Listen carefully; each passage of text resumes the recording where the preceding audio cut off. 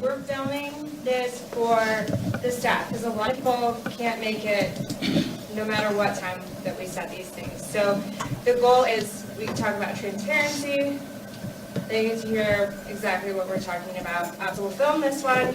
We're not going to do the one tomorrow, but hopefully it'll be able to fill in some of the gaps for people who aren't able to make it to either one. So don't panic. It's not on you. It's not going on NBC News. All right. Thank you, guys. All right.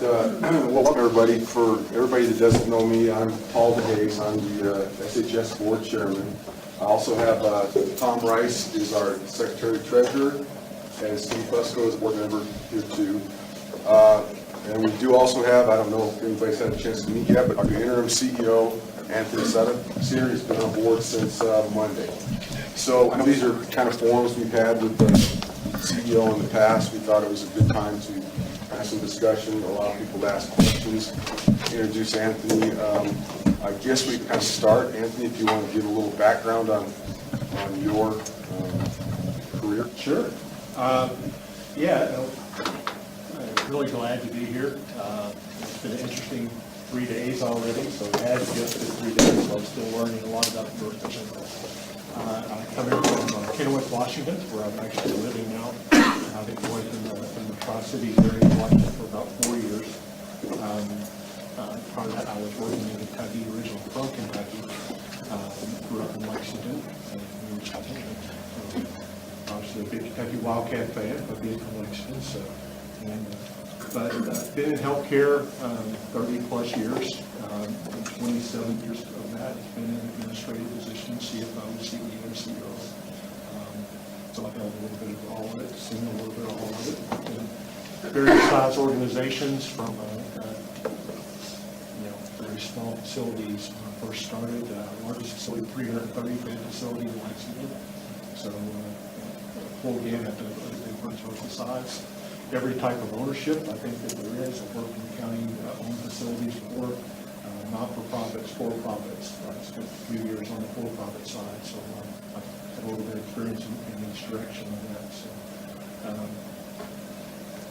the thing that's not dissimilar is that most organizations that I go into have issues. It's usually why I'm going into it. There's problems that's come about and need to be addressed. And I feel like I've had a lot of success in helping those organizations become better. And we certainly have some challenges here. There's no doubt about it. The things that's been going on that are not the direction this organization can continue to go. So we've got to jump in and find out what directions we can make, what can we do to turn the trend line around. And that's what we're doing now with the help of CHC. They were here last week. There was a couple here that's been here this week. And continue to evaluate what we need to do to get things turned up. I'll certainly be relying heavily on what they've found to establish the direction that we need to go. Working with the board and determine what the priorities are going to be. That's just a little bit about that. And like I said, we're here to answer any questions that you have, and certainly we'll try to do that. What's your favorite bourbon? Maker's Mark. Whitford? I'm sorry? Not Whitford? I do like Whitford, but I think it's just, Maker's Mark has been a little more prominent in Kentucky than Woodford's actually is very good. I have a pretty good, not that I drink a lot, but I really don't do anything. But I don't know, you've only been here a few days, so. About the end of the week, but I do have a pretty big collection of bourbon at home. But yeah, I do, Woodford is very good. Do you have any Pappies? I'm sorry? Pappies? Old Rip John Cook? No, I don't. Okay. I don't. I have some, you can have a sip sometime. Okay. So Anthony comes to us with a lot of financial experience too. Like I said, he served in CEO, COO, CFO positions. So he kind of brought a lot to the table for us to kind of help us with this. And as he said, and as we all know, we do have some challenges right now that we're working through. And I think we'll get through them, but there's some things we have to work on. And with CHC's help and with Anthony's help, the board has endorsed that to help us get back to where we need to be. From the board standpoint, we see a growing health system. Every year we look at things, our top line revenue keeps going up, our clinics are getting busier, we obviously are seeing more patients. We just have to become more efficient at getting the money back in the door, I guess, is the bottom line of it too.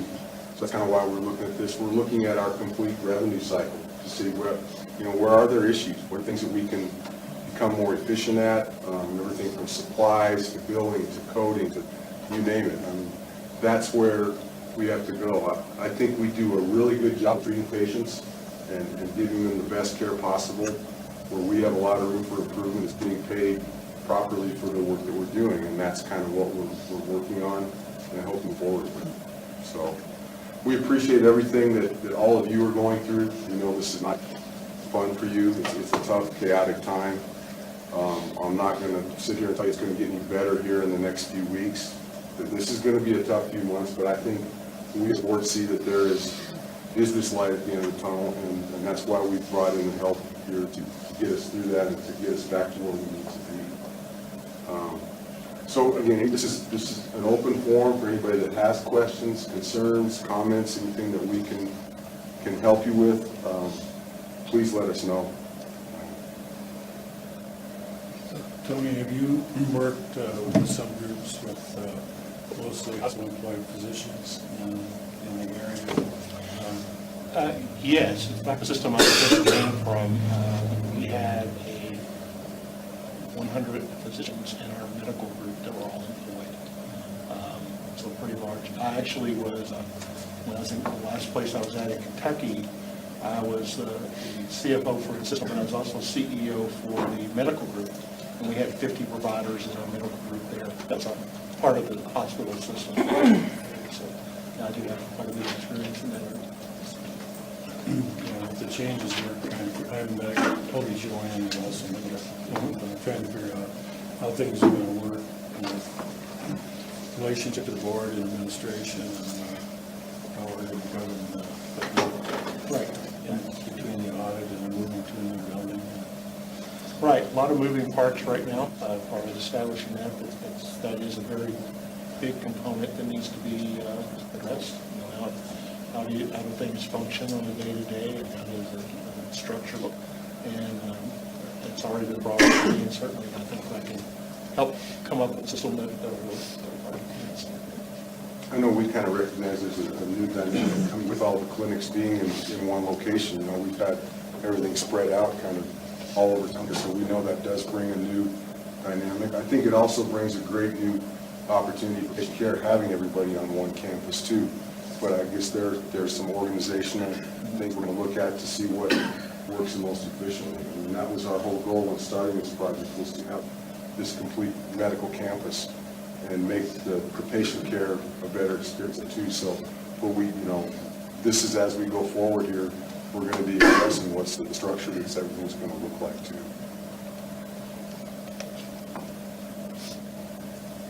Yes.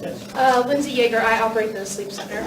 So we have talked a lot about interim CEOs, and we have an interim CNO, but there's been no conversation about Ken's position.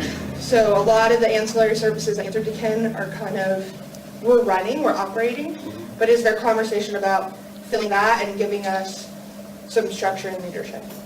So right now what we have is Shelley's kind of covering a lot of those positions. She's covering physicians. Yes, but we're trying to look at that, and that's what we're also looking at Anthony while he's coming in to kind of give us a evaluation of where that needs to work. We know there are a lot of gaps that we need to fill in. That's where we're also looking for guidance from our consultants to say these are the kind of structures. So yes, we probably will be looking at something that we haven't gotten to that point yet. Okay. But it's something we're continuing to evaluate from there. Again, with Anthony having some practice administration background too, that kind of helps us a lot too. We're just kind of paused right now, to be truthful with you. Absolutely. So everything that was growing and building in those services, not clinic services, but the hospital services that he oversaw, we've just kind of hit pause on. So there hasn't been great communication to us about how long we're going to hold the pause button. And that is something I think we need to address really pretty fast. And we're going to have some discussions about that, what the structure should look like going forward. And hopefully we can make some decisions pretty quick. And, we will make sure that regardless, if we don't get somebody in that place or we'll make sure that you have someone to go to. Yeah. Travis is doing a great job of managing us and keeping the wheels on the bus, but we all have lots of pieces that we're growing and changing and developing. You know, my program has gone through a huge metamorphosis in a year, and I don't want to see that slow down because I'm not giving the leadership and the support that I need. So. And that's something too that the CHC is really offering us is they have interim people in different positions. Obviously how we came across Anthony is we identify places where we need somebody. That's sort of where we're going to look for their recommendations and as a board for us to be able to be working through that. Because the last thing we want is to lose the momentum on things we have grown. Yeah. We know we have to have a little bit of patience here to work through some things, but I don't want to see us lose anything that we've grown to at this point. Sure. Thank you. I think it'd be beneficial if maybe you addressed a little bit of the Joint Herald headline yesterday. I know the fact of what's going on, but the Herald reported that CHC fired the top execs. So just talk about what that relationship with CHC is. So CHC was brought in by the board. The board hired CHC to come in as a consultant to look over something operational. Any of the decisions were made as far as top management were board decisions. That was not CHC. That was something that we as a board. You know, for lack of a better statement, we had lost confidence in people at the top for a lot of reasons, and the board made the decision to make these changes. So CHC was already on the campus starting to work on things when we started seeing things too. We're looking obviously for their recommendations going forward, but this was a board decision for us to decide that we needed to go in a new direction and have the confidence in a new team to lead us from there too. And it's unfortunate, things are going to be printed out there, things are going to be said that sometimes are accurate, sometimes aren't. We'll try to address everything that does come up as best we can. If there are any questions or there are issues that do come up.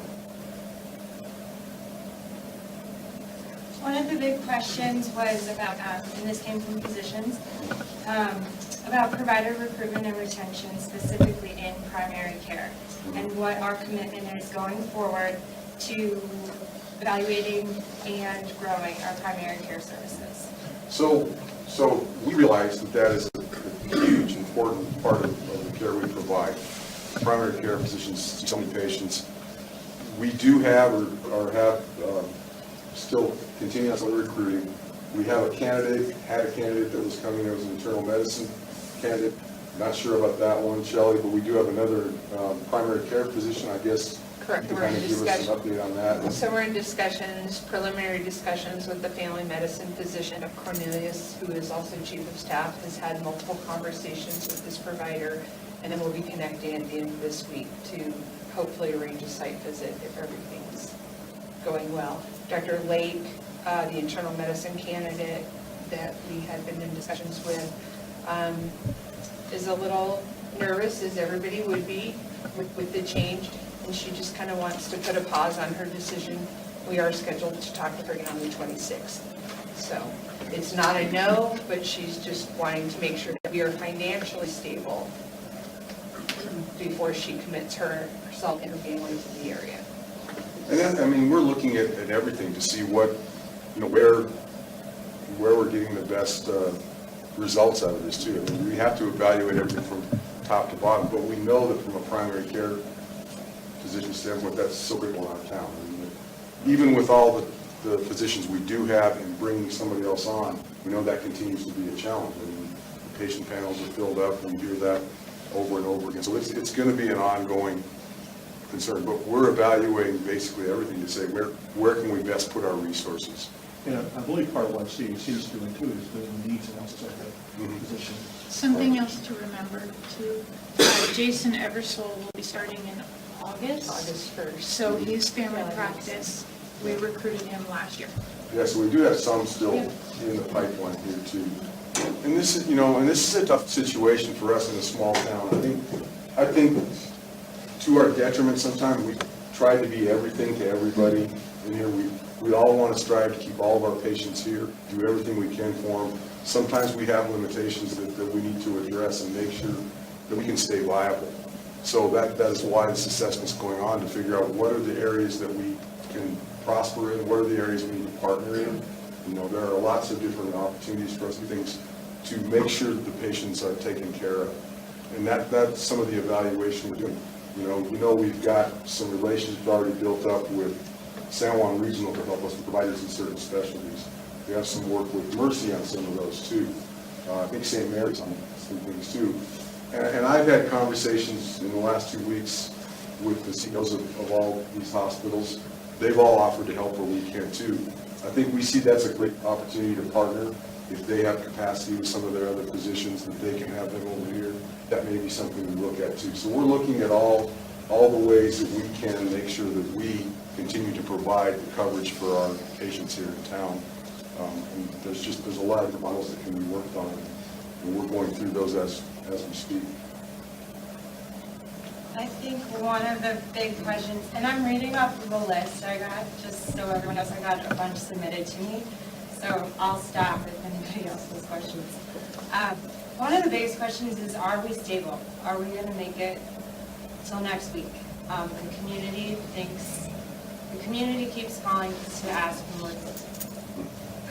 So, how do we respond? Yes. Things are very tight. I mean, I don't think we have to say that. I mean, everybody knows that. We have issues with our billing and coding side of it to get more money in the door, and we're working on that. We're not closing the doors. I've heard that said over and over again. That's not what's happening. But we are keeping a very tight look at our expenses to make sure we're doing everything that needs to be done. You know, obviously we know we cut some programs like CME and things like that. We're continuing to evaluate this. But I can't sugarcoat it and say that we're flush with cash, because we aren't. But we are operating and being very careful with where we spend our money to make sure we can continue to provide the best patient care and keep everything going here too. You know, from our perspective, when I look at this, I see, like I said before, I see a very troubling trend line, but I think fortunately, the board made a decision to make these changes and to start working on this process before it was too late.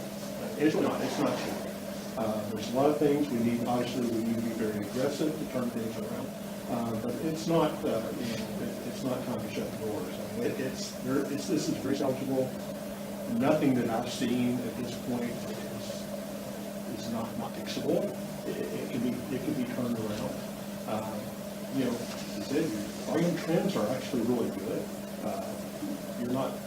What's happening in healthcare now, you're not seeing some of those drastic reductions in services that a lot of places are seeing. And that's a lot harder to fix than a lot of the other things that's out there. But what I see is, it's very challenging. It's not something that we can sit around and take years to fix. It's something that's got to be hit really fast. But it can be done. Very much be done.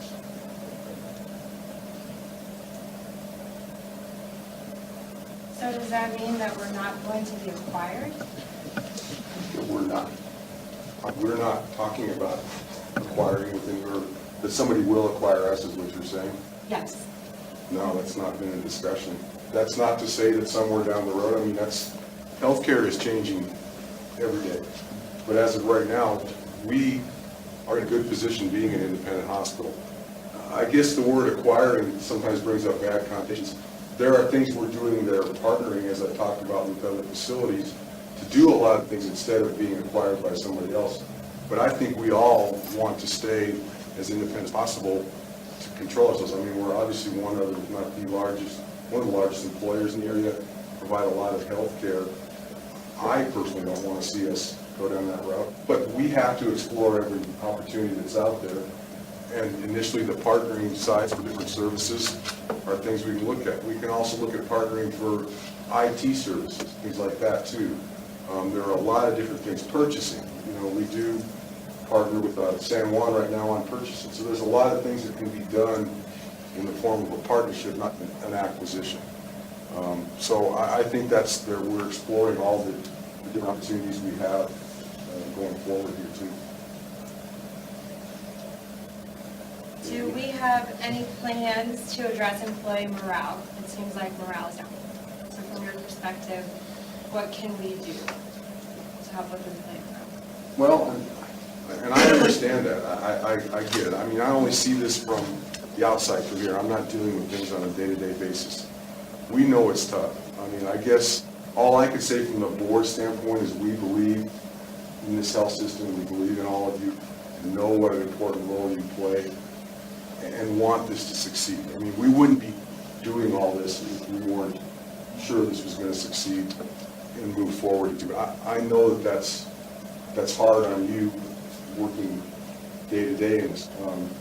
But I mean, we as a board will provide as much support as possible, try to keep you as in the loop on what's going on as we can. I think that's probably one of the critical things we can do is make sure we're getting the information out to you so there are not the bits of misinformation that are out there that we know happens. I mean, you know, we all know the story. You tell a story to one person and 6 generations down, it's completely different. So I think it's our responsibility to make sure that we are communicating with you about what's going on as much as we possibly can. So, you know, as a board, we pledge to be involved as we can to keep you informed as things are changing.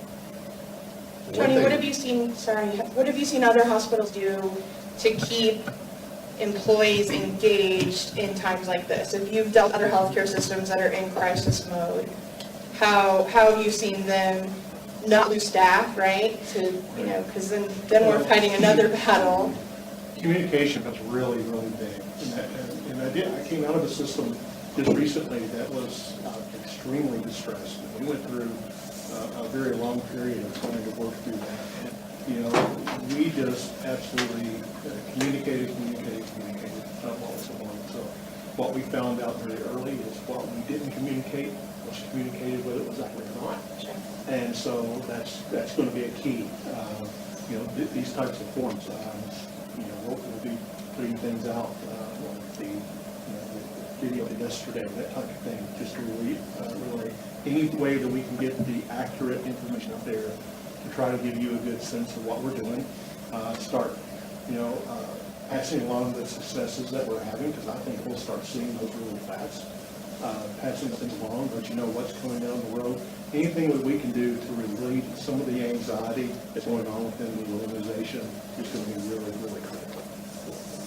Tony, the video that you did put out, I saw it today, I was impressed. It said it was going to be weekly, so that's a promise, I assume. Absolutely. And that's open to everyone. Sure. You know, so Keep you tuned. Weekly, as in we do them every week, going to clarification. So Yeah. we post them on Facebook. It's a part. So Mesa TV is who is here tonight.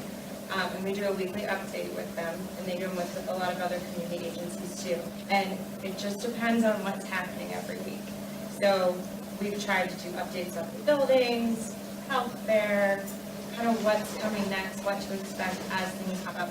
And then we did have 2 quiet weeks. So we talked about different service lines, and that was really helpful as well. So there will be, there's promise of information every week. As long as we have something real to share, we'll share it. I think something that we need to really look at is very positive is everything we are doing with our new campus. I mean, that is going to be, once we're in and a move, it's a lot of stress getting all that done. But to be in there and what we're going to be able to provide for our patients and provide for all of you in a work environment, I think is going to be a great change for everybody. I mean, it's obviously state-of-the-art. We've done everything we can to make it as user-friendly, as patient-friendly, as provider-friendly, employee-friendly as we can. And I think that's going to be something that we're going to see as a positive going forward here too. To have that true medical campus that we're going to have for our patients. One of the big questions we got was about billing from community members. They wanted to know if we anticipated seeing any improvements in time that it takes to get their bill and Yes. asking questions about their bill and That has to getting be, through those processes. I mean, that has to be job one, honestly. For one thing, they need to know. For one thing, we need to be doing it right so that we're being paid for the services that we did, that leaves either a portion for them or lets them know. But yes, we have to get much better at the timeliness of our goal, because we can't just have that hang out there. It's costing us money. In addition, it's leaving our patients and the public wondering what's going on, and then 2 months later, I've heard the stories, 2 months later, you get a bill, find out something wasn't billed right. We have got to get better, and that's obviously a major emphasis of what we're looking at, is how do we make that work much more efficiently. It's critical, obviously. One of the concerns on overseas registration from them is the turnover. They say every 3 years, we seem to get new leadership. And this one was a big shakeup because it's almost all of our senior leadership. What is the board looking at doing to hopefully curtail that we can have some stability and long-term direction? And I think we want that too, because I've been on this board 5 years, and this is the second CEO, and this will be the third one too. So I see the numbers. I think somebody told me over the last 15 years, we've had 10 MCOs. I don't know the numbers there. It is a problem. It's not a problem just for us. It's a problem in healthcare. I think the average life of a CEO is 3 to 5 years. So we're going to try to do better at selecting the right person, the right fit. Obviously, we go into this thinking we have that right person. I think it's on us from a board standpoint to do our due diligence to make sure we're finding the right person in the right seat on the bus, so to speak, that they're able to move forward with the vision that we have as a board too. In all the positions, not just CEO, but CFO, some of the other positions too. We need to make sure, we need to do a better job, obviously, of finding that right person to fit in. So we're looking at a lot of different options from national search organizations. The Colorado Hospital Association has offered their help with this. I've gotten calls and emails from 10 different recruiting firms in the last week. So everybody's out there. We just need to figure out what's the best direction to go so that we get that person that can be here, those people that can be here, I guess, for the longest time, to give us stability. Because I see that if every 3 years you're starting over like this, that's a tough situation for everybody to be in. And we want it to be better, and that's from the board standpoint. What we're going to work on is making sure we make the right choices. And even before starting this whole recruitment process, we've been getting calls from people who are interested in moving from Southwest Colorado. So we do have a lot of things going on in the community and the surrounding area that hopefully will attract people that we can get to stay. But the point is, well, it's a problem across the nation, especially in the small hospitals. And it's something that, critical access hospitals, believe it or not, we know we're in a tough situation here. In relative terms, we're in a lot better position than a lot of other small critical access hospitals are. It's not meant to make you all feel better about where we're at, but just to know that we have a good, sustainable system here with a lot of things that will draw people to the area. I think that gives us a lot of advantage over some of the other smaller critical access hospitals. So we need to capitalize that and make sure that we're doing everything we can to make that work.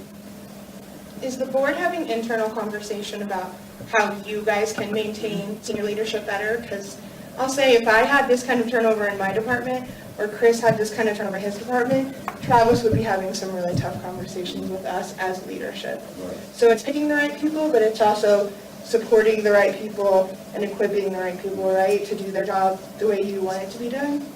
So. Yeah, as a board, yes, we know we have to do that. And this board has gone through some iterations where there were a lot of times when we, as we say all the time, we're in the weeds a lot more than we need to from an operational standpoint.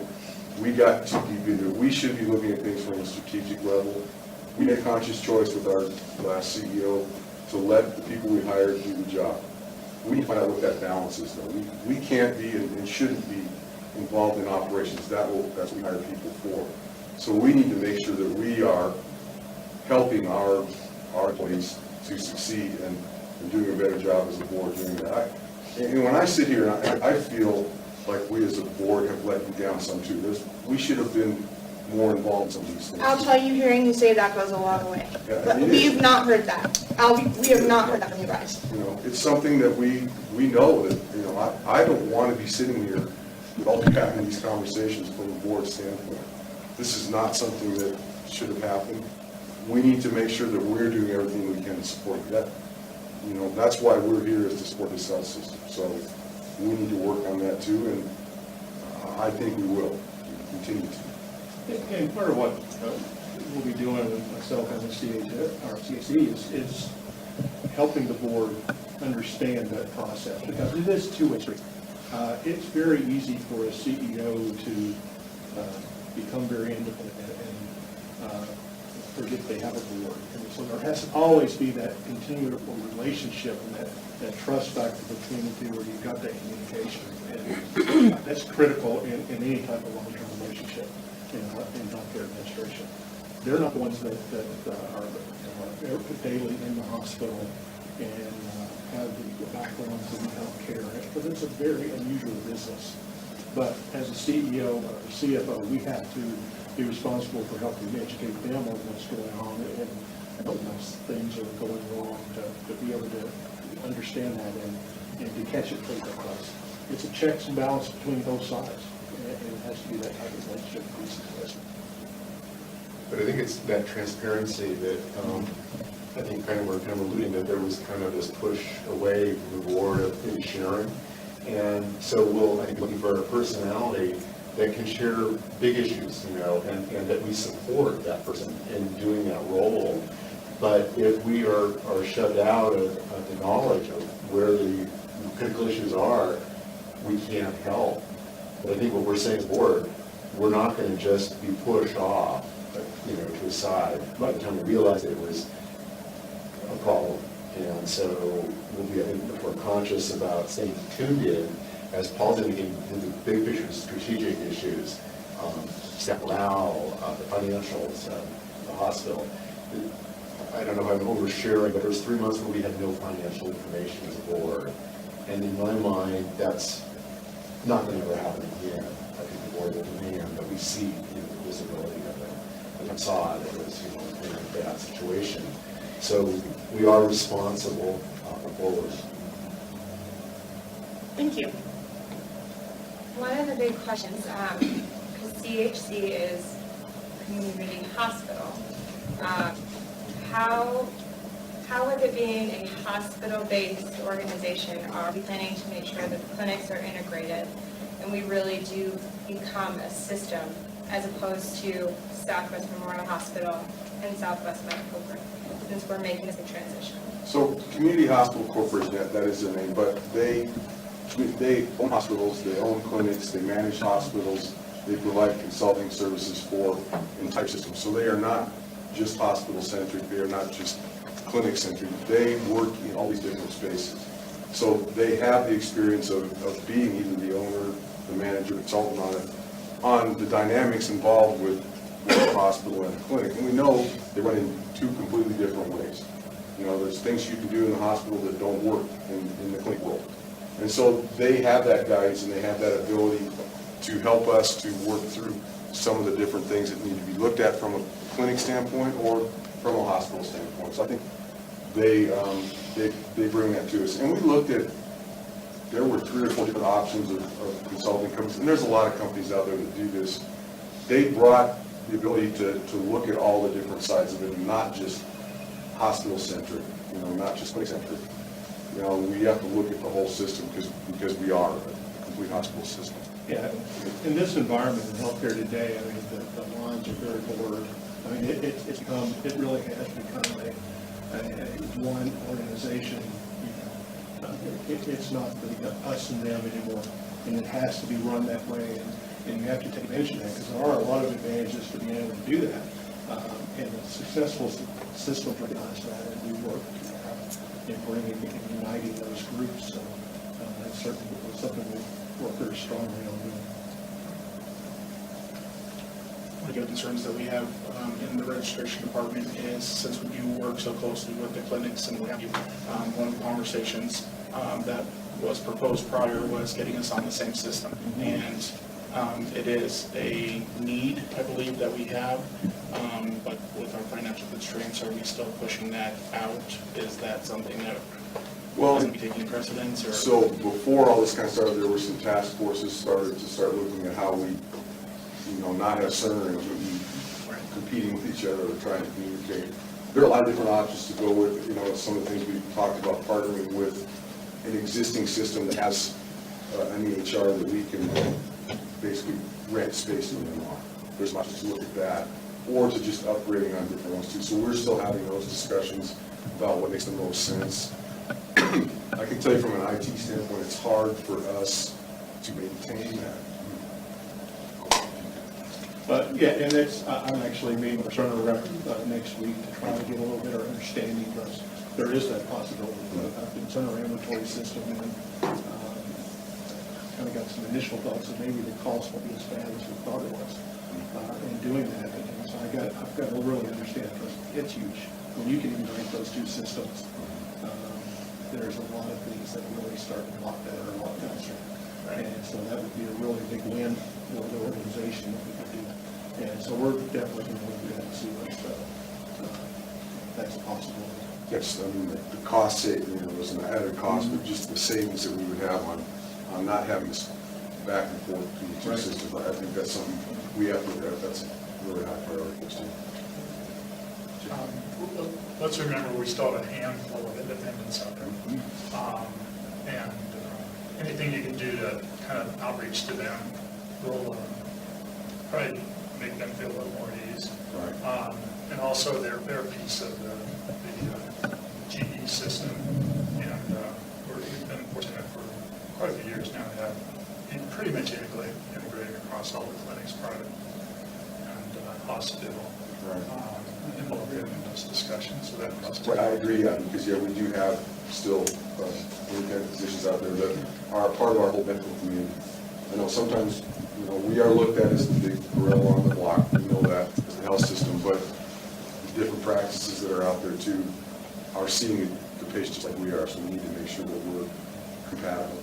There's our own little girls. Yeah. I'll be visiting with physicians, and certainly we'll be visiting with the physicians too. Same thing, to let them know what's going on, to give them that reassurance that we're going to be around, and we need their help, and continued support. Definitely. I would say to extent also that you can reach out to what groups and find out, I know Haley's probably looking at those, but opportunities to reach out to specific groups to have them feel kind of empowered by the change. Like you say, if there's no information getting out, then people will make it up. So, and there's, I know there's lots of people around this room that can help do that kind of stuff too, that are involved. So the quicker and the more of that you can do, I think it'll help. And we know there's going to be stops and starts out there. I mean, best laid plans, something will happen tomorrow. I'm sitting here right now telling you, we're sitting here thinking all this great. There's going to be a hiccup tomorrow, and we know that's going to happen. We just need to make sure that we are addressing their way so that we work our way through it as we get through these issues. After being here for 3 whole days, what do you think that you've seen as your, top 3 things that you're going to tackle first? Well, obviously, from the big picture perspective, the revenue cycle is something we've got to get really fast. That would be something for THC is going to be really focused on and helping bring some resources to the table that we get that going. We've got to get the money in the door as fast as possible and getting it paid appropriately for what we're doing. And that's going to go a long way for giving us the resources to do a lot of the other things that we do. Again, being out there communicating with the staff, it's going to be a high priority for me. Try to ease some of the nerves that's going on right now, and try to do a few things like that. And, third, I don't know if I've got a third yet, but that's 2 of the big ones. But again, continuing to evaluate, is there any low-hanging fruit out there that we can really grab really fast, and working on the structure of the organization, what we can do to get through this. One thing that was kind of in play before all this, everybody knows that Medicaid and Santa Clara had some serious issues in the last year. It's gotten a lot better. We had some discussions with the Department of Medicaid about not limiting us on the time of time and some of these claims that weren't being done. So we think that's going to be something that they're going to It's gonna help us a lot to get some of this stuff that was kind of caught in limbo when Medicaid wasn't quite working right. You know, that, talk about a perfect storm. On top of our own internal issues, you know, we have a huge Medicaid population, and that system for the first at least 5 or 6 months of the year wasn't working, period. So, but through conversations with them and communication, we've been allowed to be able to go back and rebuild a lot of that information to make sure we're not losing out. So we don't want to be out of time when filing on some of these programs, so I think that's going to help us to, again, that was already in process before a lot of the changes happened, to make sure we can maximize those the billings and get that revenue back in as quick as possible. I think too, with the construction being completed soon, reimbursements will be able to start soon here. As they're being built, there's no revenue that's generated, and I can't bill for that. So that's going to help. The other thing is IT. We spent a lot of money, millions of dollars actually, in upgrading. Had to be done. You know, the board supported that action, but it was very expensive. That too, I think the big cost is behind us. So I look forward to some things kind of being checked off and maybe paid for that will free us up in future time. Yeah, I mean, we all saw the horror stories of IT things, the duct tape and baling wire. And as much as that was a lot of money to spend, so critical, because nothing happens around here, we don't have connectivity. So it was a lot of money that had to be spent, but hopefully it got us over the hump and it helps us move forward as we move into these new facilities. Does we have a timeline currently for replacing our senior leadership, so we can get some nerves settled and... I don't think, we're waiting to get back, we should have our final report back from CHC by the end of May. We're going to be starting a nationwide search and working through all that.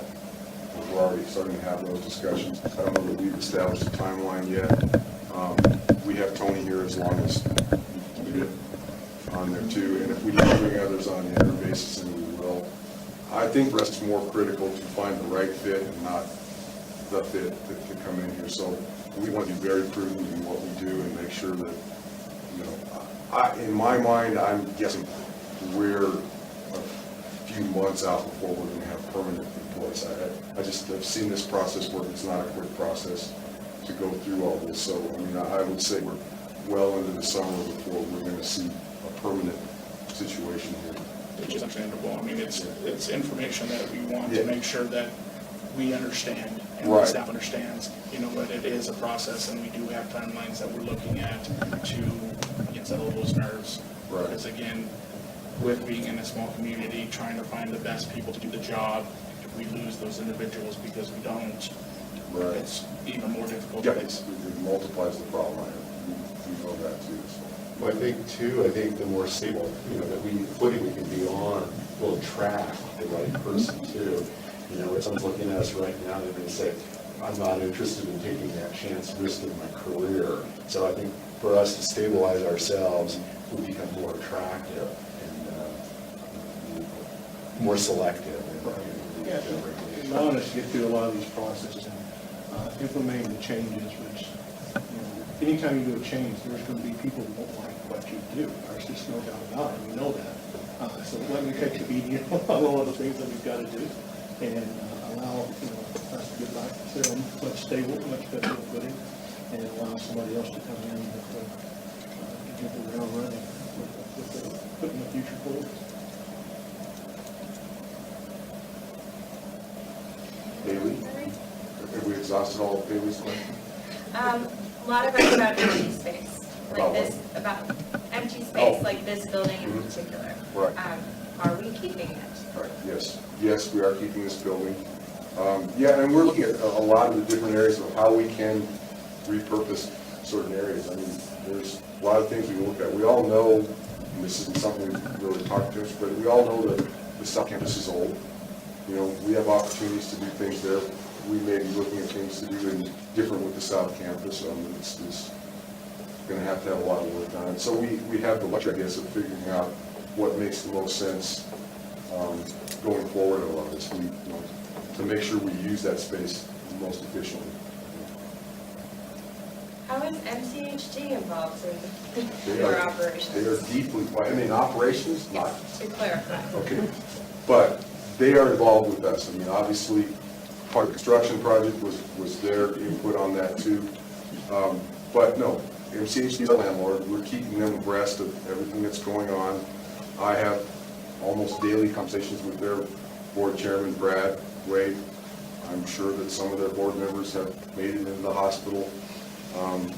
We try to keep our respective roles. They are the taxing authority, our landlord. They work in that space. We work on the operational side. But in the situation we're in right now, we want to keep them in as much as possible when dealing with everything from the construction side of it to the building maintenance, things like that too. So we have, I can tell you, the time since I've been on the board in this last 5 years, that relationship has really grown. I think it was strained for a lot of years. I think a lot of people didn't understand what that relationship was. Probably a lot of you as employees didn't or don't understand what that relationship is. I think we've worked really hard the last 5 years to try to keep that bond together because we're both critical to the operation of this health system. So we keep them as informed as we possibly can. We formally meet quarterly. We decided, this is probably a year and a half ago. And I think what we realized was we do have separate roles, but they overlap. And so it's been real helpful to express what our operations side of SHS is, and for them to express, the physical structures, the real estate, and the land. The other thing that's happening over, well, the facilities planning process before this construction happened started probably about 7 years ago.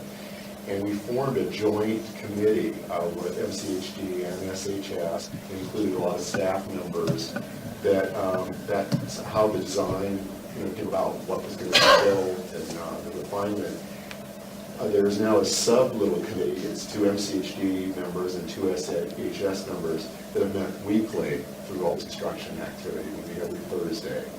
And we have, this executive committee will decide change orders or shifts in the construction activity as that's needed to be done. We're actually jointly looking at the second floor as far as what could happen there or not for now. But as Paul's indicated, we do a lot more talking to each other, not at each other. So I'm glad it's more of a with it. In my mind, we're the same community. We're supporting the same folks that live here with their health care. And so it has improved. I've been board 8 years, and I'm kind of the longest one on the board. I've seen a lot of different board personalities in the time. As Paul indicated, there was a lot of in the weeds of trying to tell us too much what to do. And I think, we've matured, hopefully, to realize we do need to be involved in the big picture, the strategic things. We as a board need to ask the questions. I think we were maybe a little timid, and kind of with the pushback, I think we need to then push back too, to support all of you and make a great operation. We're very thankful for all of you and your work that you do. People who come in, are patients, friends of mine, are all pleasantly surprised. They've been in halting areas, and they find it's more personalized care here, and it's equal or better as far as what service they're being received here. So I really appreciate all of it. Does anyone else have any other questions? I do. Speaking of empty spaces, the Dolores Clinic, now. We're evaluating that right now too, because we know that is a need from a coverage standpoint. We have to make sure the financial considerations of what we can and can't do. I know we were kind of moving forward with that when this all happened. We're trying to figure out what the best use is. I mean, we'd love to have a clinic there. That involves the providers and the cost of everything. So we're trying to figure out what is the best course of action on that too.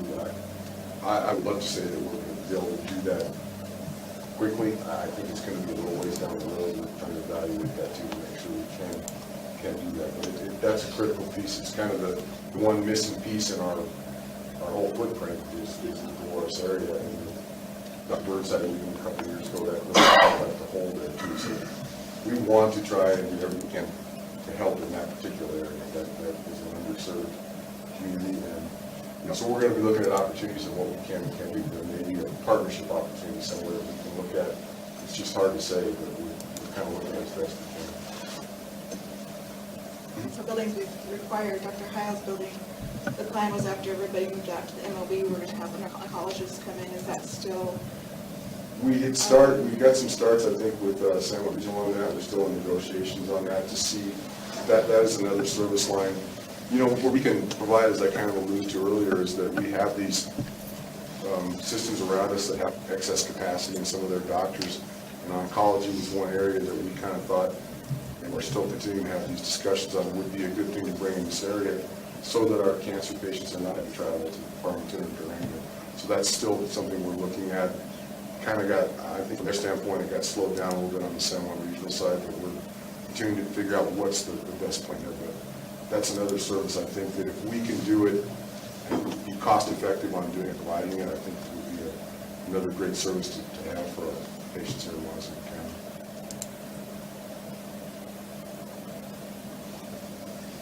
So we'll have a forum tomorrow, if there's anything you think of, if you want to come, or shoot a note and we'll get it answered for you. It's at 12 o'clock at the EMS station. We're actually posting it in the garage. They kick the ambulances out to make sure we have enough room for everyone. And I guess if you do have questions or concerns come up, Haley's is the point of contact. Obviously, she kind of aggregates everything for Tony and for us on the board. As you can tell, she's the one that gathered all the questions up. We didn't do that, so she's a great resource. Use her. If there's questions you have, if your coworkers have questions that you want to help get the answer to, Haley's is the person to kind of reach out to. Well, thank you to the board for meeting with us. Oh, thank you to all of you. I mean, except this is the least we can do is keep all of you informed. And again, anything we can do to help, please let us know. And our board meetings are open to anyone. So anybody that wants If you want to join us there. they're right here in this room. Yep. They get really exciting, sometimes they get really long, but we do get interviews. And MCHD is also open to the public. I think the last meeting was confusing because everyone was running in 20 directions, but anyone is welcome to stay until executive session on both board meetings. What are those meetings? They're usually the second Wednesday of the month is when they do theirs. And they normally do them in that EMS building. That's where they'll look at that. Those are always posted around town and on the MCHD website as well, just in case they have a schedule change for a special meeting. And then the regular board meetings for you all of them? SHS is the fourth Wednesday, but this month we're having our April meeting on May 2nd. I will post those. You guys can always email me. I'd be happy to forward. It'd be nice if that schedule was maybe posted on the intranet site, maybe, just a thought. Because it's always posted on the door and stuff, but it's not, for people that aren't here or hospital employees. I mean, you guys know the dates because you go to it all the time, right? But we don't know, it doesn't funnel all the time, so. I'm happy to post that, but sometimes it can really change, and we also post special meetings. So regular ones are always the fourth Wednesday, and I can find out about that. I just hate to put it in stone, just because it can change based on, just like this one.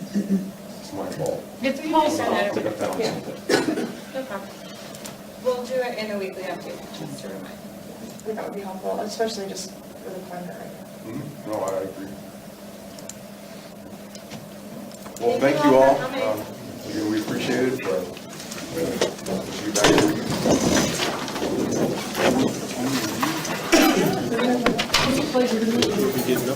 I will